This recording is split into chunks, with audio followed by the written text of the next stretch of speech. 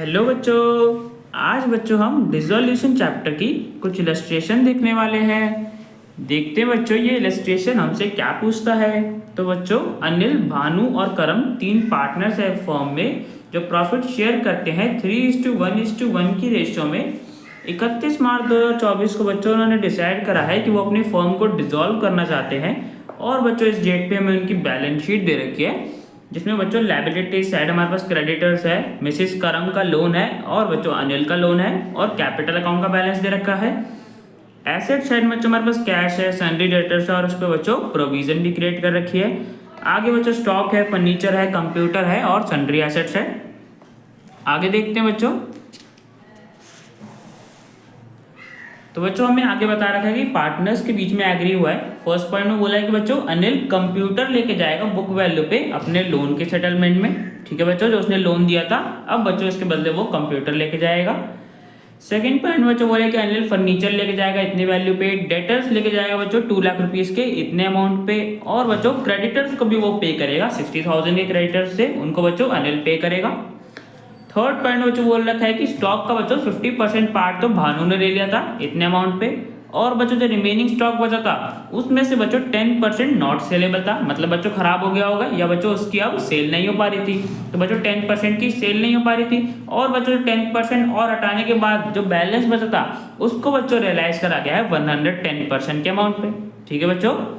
आगे बच्चों बोल रखा है कि भानु ने बच्चों कुछ सन्ड्री एसेट्स ले लिए हैं 72,000 रुपीज के अमाउंट पे जो कि बच्चों 10% कम है बुक वैल्यू से, मतलब बच्चों 10% के डिस्काउंट पे लिए होंगे। ये अमाउंट बच्चों में दे रखा है, इस अमाउंट पे लिए होंगे। नेक्स्ट आगे बच्चों बोल रहा है कि करम ने बच्चों रिमेनिंग सन्ड्री एसेट्स ले लिए 90% के बुक वैल्यू पे। ठीक है बच्चों, जो भी बुक वैल्यू रही होगी रिमेनिंग सन्ड्री एसेट्स का उसका 90% अमाउंट पे उसने लिया है और वो भी बच्चों उसने 1,000 रुपीज के डिस्काउंट पे लिए। ठीक है बच्चों। और आगे बच्चों बता रखा है कि जो बच्चों मिसिस करम का लोन था, लोन बाय मिसिस करम दे रखा था ना हमें बैलेंस शीट में, और बच्चों उस पे अक्रूड इंटरेस्ट भी था जो कि बच्चों फर्म ने बुक्स में रिकॉर्ड नहीं कर रखा था। बट बच्चों अब करम ने बच्चों जिम्मेदारी ली है कि वो इस लोन को भी पे करेगा और साथ साथ बच्चों इस इंटरेस्ट को भी पे करेगा। ठीक है बच्चों। और बच्चों लास्ट पॉइंट में हमें डिसोल्यूशन के एक्सपेंस दे रखे 2700 रुपीज और बच्चों जो रिमेनिंग डेटर्स थे उनको बच्चों हमने एक डेप्ट कलेक्शन एजेंसी को दे दिया था for 50% of the book value. मतलब बच्चों जो हमारे पास रिमेनिंग डेटर बचे थे उनको हमने एक डेप्ट कलेक्शन एजेंसी को दे दिया जो बच्चों हमारे बिहाफ पे हमारे डेटर से अमाउंट कलेक्ट करेगी और बच्चों हमें दे देगी, जो कि बच्चों हमें बता रखा है कि जो भी डेटर्स की बुक वैल्यू थी उनका बच्चों 50% अमाउंट ही मिल पाया है हमें डेटर से। ठीक है बच्चों। तो बच्चों हमें क्वेश्चन में बोला है कि हमें रियलाइजेशन अकाउंट और लोन बाय अनिल अकाउंट बनाना है। तो बच्चों देखो रियलाइजेशन अकाउंट बनाने के लिए सबसे पहले हम अपनी एसेट्स और लायबिलिटीज को ट्रांसफर कर लेते हैं। तो बच्चों देखो हमारे पास एसेट्स क्या क्या थे। सन्ड्री डेटर था बच्चों, सन्ड्री डेटर में याला अमाउंट लेंगे बिकॉज बच्चों याला तो ले नहीं सकते ना, इसमें बच्चों प्रोविजन माइनस कर रखी है जबकि बच्चों प्रोविजन तो लायबिलिटी होती है। तो बच्चों हम सन्ड्री डेटर्स का ये वाला अमाउंट लेंगे और बच्चों स्टॉक है, फर्नीचर है, कंप्यूटर है और सन्ड्री एसेट्स है। तो बच्चों इन सारे एसेट्स को हम ट्रांसफर कर देंगे। तो बच्चों देखो रियलाइजेशन अकाउंट की डेबिट साइड में हमारे पास सारे एसेट्स आ गए। अब बच्चों इसी तरीके से लायबिलिटीज देख लेते हैं। तो बच्चों देखो हमारे पास लायबिलिटी साइड में सन्ड्री क्रेडिटर्स है, मिसिस करम का लोन है, अनिल का लोन तो बच्चों हम ट्रांसफर नहीं कर सकते बिकॉज बच्चों पार्टनर की लायबिलिटी है और बच्चों कैपिटल अकाउंट का बैलेंस तो कैपिटल अकाउंट में चले जाता है। तो बच्चों देखो हमें लायबिलिटी कौन कौन सी ट्रांसफर करनी है, सन्ड्री क्रेडिटर्स, मिसिस करम का लोन और बच्चों प्रोविजन। अभी बताया ना प्रोविजन भी लायबिलिटी होती है। तो बच्चों सारी लायबिलिटीज को हम ट्रांसफर कर देंगे। तो बच्चों कौन सी साइड में आएंगी, क्रेडिट साइड में। तो बच्चों हमारे पास रियलाइजेशन अकाउंट की क्रेडिट साइड में सारी लायबिलिटीज आ गई और डेबिट साइड में सारे एसेट्स आ गए। अब बच्चों देख लेते हैं हमारे एसेट्स का ट्रीटमेंट क्या हुआ डिसोल्यूशन पे। तो बच्चों जिसके लिए हमें बोल रखा था कि बच्चों पार्टनर एसेट लेके जा रहे थे, देखो बच्चों अनिल के लिए बता रखा था बच्चों अनिल फर्नीचर लेके जा रहा है इतने अमाउंट पे और डेटर्स लेके जा रहा है बच्चों इतने अमाउंट पे। तो बच्चों रिकॉर्ड कर लेते हैं। अब बच्चों देखो पार्टनर एसेट लेके जा रहे हैं तो बच्चों कौन सी साइड में आएगा, क्रेडिट साइड में। तो बच्चों हमारे पास क्रेडिट साइड में आ जाएगा by Anil's capital account furniture 8,000 rupees पे लेके जा रहा है और डेटर बच्चों 1,72,000 रुपीज के लेके जा रहा है। ठीक है बच्चों, टोटल बच्चों वो इतने के एसेट्स लेके जा रहा है। ठीक है बच्चों। अब बच्चों देखो इसी तरीके से हम एक और पॉइंट बोला हुआ था कि अनिल बच्चों कंप्यूटर भी ले जा रहा है बुक वैल्यू पे अपने लोन को सेटल करने के लिए। तो बच्चों देखो अनिल का लोन कितने का था, तो बच्चों देखो अनिल ने हमें लोन दे रखा था फर्म को, लायबिलिटी साइड में दे रखा था 1 लाख रुपीज का। ठीक है बच्चों। तो 1 लाख रुपीज का लोन था बच्चों अनिल का, और वो कंप्यूटर लेके जा रहा है बुक वैल्यू पे। तो बच्चों देखो कंप्यूटर की बुक वैल्यू कितनी है, 80,000 रुपीज। मतलब बच्चों कंप्यूटर लेके जा रहे हैं 80,000 रुपीज का 1 लाख रुपीज के लोन को सेटल करने के लिए। तो बच्चों देखो यहाँ पे हमें सिर्फ कंप्यूटर देना पड़ रहा है जिसकी बच्चों वैल्यू 80,000 रुपीज है। तो बच्चों हम तो उसे कम अमाउंट पे कर रहे हैं ना, इससे बच्चों फर्म को क्या हो रहा है, फायदा हो रहा है ना बच्चों। देखो बच्चों 1 लाख रुपीज का लोन था, बट बच्चों वो सिर्फ कंप्यूटर लेके जा रहा है 80,000 रुपीज की वैल्यू पे। तो बच्चों 20,000 रुपीज तो हमें उसे पे नहीं करना पड़ा। तो बच्चों 20,000 का तो हमें गेन हुआ है ना, हमें उसे सिर्फ कंप्यूटर देना पड़ा 80,000 रुपीज की वैल्यू का। तो बच्चों देखो सबसे पहले तो बच्चों देखो जो कंप्यूटर लेके जा रहा है उसको हम रिकॉर्ड कर लेते हैं। तो बच्चों पार्टनर फिर अगेन से एसेट लेके जा रहा है, तो बाय लोन बाय अनिल, और कंप्यूटर आ जाएगा 80,000 रुपीज की बुक वैल्यू। और बच्चों जो रिमेनिंग अमाउंट फर्म ने उसको नहीं पर पे करा उसके लोन का, वो बच्चों फर्म को फायदा हो गया ना 20,000 रुपीज का। मैंने बताया 1 लाख रुपीज का लोन था, वो बच्चों सिर्फ कंप्यूटर लेके जा रहा है 80,000 रुपीज का। तो बच्चों 20,000 रुपीज जो हमें उसे नहीं देने पड़े वो बच्चों हमारे लिए फायदा है ना। तो बच्चों हम गेन को कौन सी साइड में रिकॉर्ड करते हैं क्रेडिट साइड में। तो बच्चों क्रेडिट साइड में हमारे पास आ जाएगा bye loan by Anil gain हुआ है 20,000 रुपीज का। ठीक है बच्चों, तो बच्चों हमने इस पॉइंट को भी रिकॉर्ड कर लिया।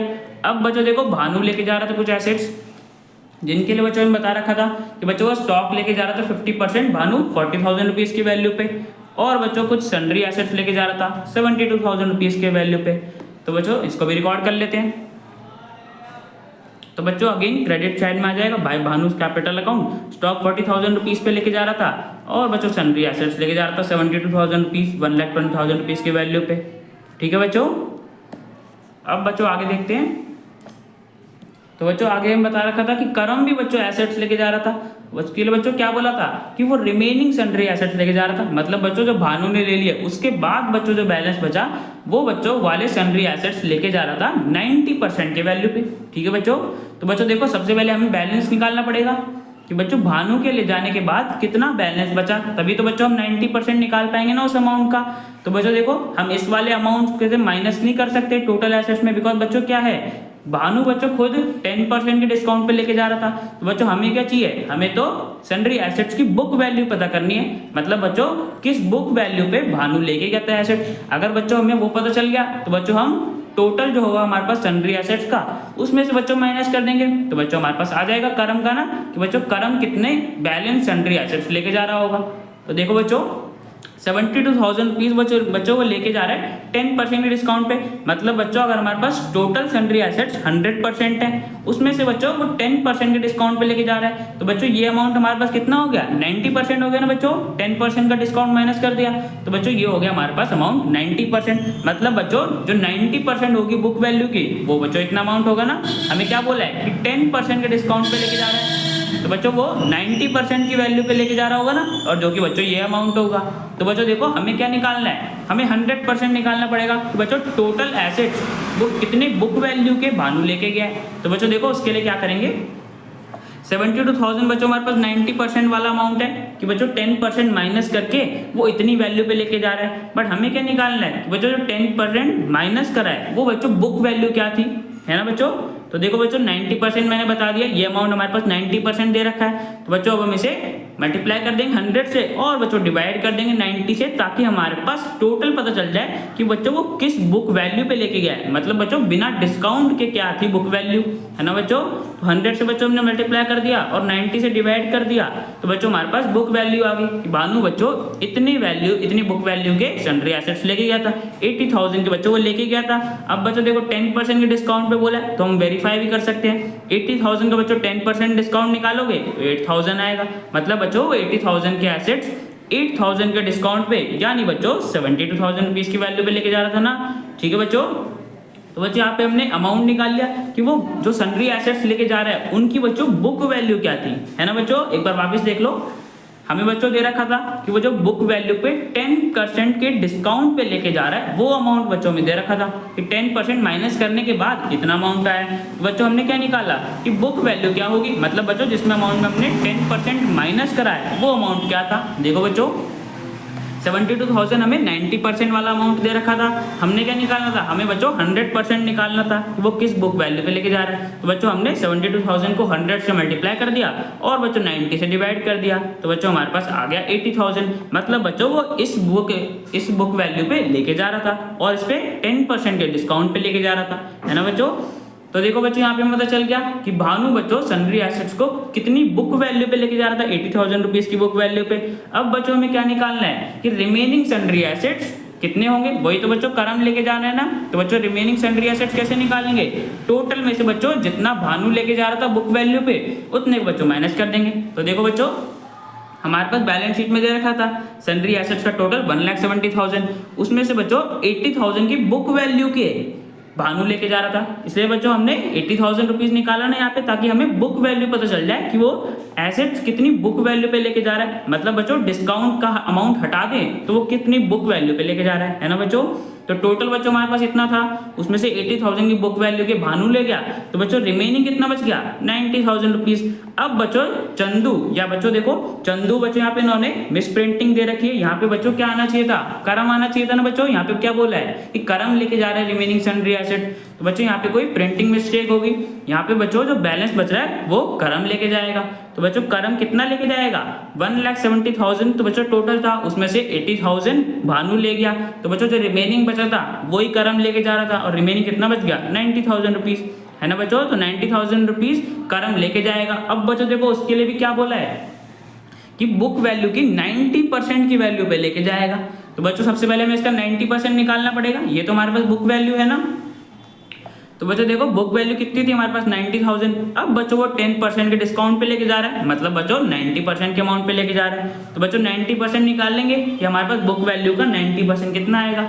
तो बच्चों हमारे पास आगे बुक वैल्यू का 90% 81,000 रुपीज, ठीक है बच्चों 90% निकालिए 81,000 रुपीज। अब बच्चों में आगे और भी बोला था कि बच्चों ये अमाउंट भी वो 1,000 रुपीज के डिस्काउंट पे लेके जा रहे हैं, तो बच्चों 1,000 रुपीज का डिस्काउंट भी माइनस करना पड़ेगा, तभी तो बच्चों हमें पता चलेगा ना किस अमाउंट पे लेके जा रहा है करम। तो बच्चों 81,000 हमारे पास 90% आया था बुक वैल्यू का, उसमें से बच्चों 1,000 रुपीज हमने माइनस कर दिए, तो बच्चों हमें पता चल गया कि चंदू बच्चों कितनी वैल्यू पे लेके जा रहा है। ठीक है बच्चों, एक बार बच्चों वापस देख लेते हैं। सबसे पहले बच्चों हमने ये देख लिया कि भानु बच्चों कितने जो एसेट्स लेके जा रहा था, कितनी बुक वैल्यू पे लेके जा रहा था। सबसे पहले बच्चों हमने बुक वैल्यू निकाल ली उनकी, फिर बच्चों हमने टोटल में से माइनस कर दिया ताकि हमें बैलेंस पता चल जाए सन्ड्री एसेट्स का, जो कि बच्चों चंदू लेके जा रहा था 90% की बुक वैल्यू पे। तो बच्चों जितना भी बैलेंस आया था उसका हमने 90% निकाल लिया, फिर बच्चों वो 1,000 रुपीज के डिस्काउंट पे लेके जा रहा था, तो 1,000 रुपीज का डिस्काउंट भी माइनस कर दिया। तो बच्चों हमारे पास आ गया अमाउंट कि बच्चों चंदू सन्ड्री एसेट्स कितनी वैल्यू पे लेके जा रहा है 80,000 रुपीज। ठीक है बच्चों, अब बच्चों इस अमाउंट को हम लिख देंगे कौन सी साइड में, तो बच्चों रियलाइजेशन अकाउंट की क्रेडिट साइड में आ जाएगा अमाउंट, पार्टनर एसेट लेके जा रहा है by Karam's capital account sundry asset 80,000 rupees. ठीक है बच्चों, तो यहाँ पे बच्चों हमने सारे पार्टनर्स का देख लिया, एसेट लेके जा रहे थे उनको बच्चों रिकॉर्ड कर लिया। अब बच्चों देख लेते हैं हमारे पास जो रिमेनिंग एसेट्स है उनसे बच्चों हमें कितना अमाउंट मिला होगा। तो बच्चों देखो सन्ड्री डेटर्स थे हमारे पास 2,62,000 रुपीज की बुक वैल्यू पे। अब बच्चों देखो उसमें क्या था कि अनिल बच्चों ले गया था 2 लाख रुपीज के डेटर ले गया था ना, तो बच्चों हमारे पास बैलेंस कितना बच गया 2,62,000 टोटल डेटर्स थे, उसमें से 2 लाख रुपीज अनिल ले गया, तो बच्चों बैलेंस हमारे पास बच गया 62,000 रुपीज का, है ना बच्चों 62,000 रुपीज का। अब बच्चों देखो इसके लिए भी हमें एक पॉइंट बोला था कि बच्चों हमने ये रिमेनिंग डेटर्स डेप्ट कलेक्शन एजेंसी को दे देते जिन्होंने बच्चों हमें 50% अमाउंट रियलाइज करके दिया। मतलब बच्चों जो ये बैलेंस बचा है इसका सिर्फ हमें 50% अमाउंट मिला होगा डेटर से, है ना बच्चों।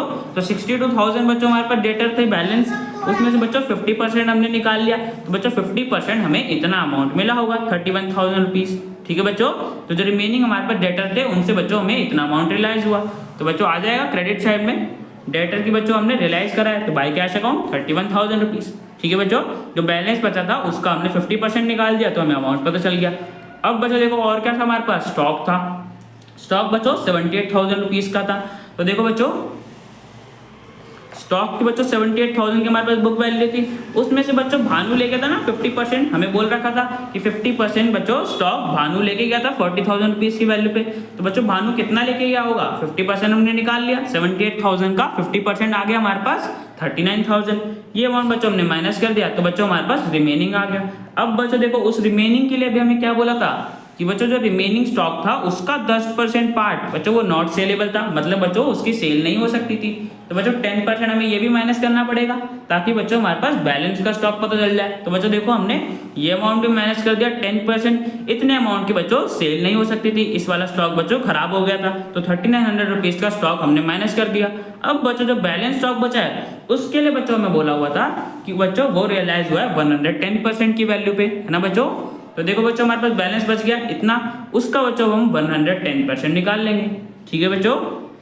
तो बच्चों 110% निकाल के हमें पता चल जाएगा कि बच्चों जो बैलेंस बचा है स्टॉक का वो बच्चों इतना बचा होगा, मतलब इतना बच्चों हमें रियलाइज करके मिला होगा, है ना बच्चों।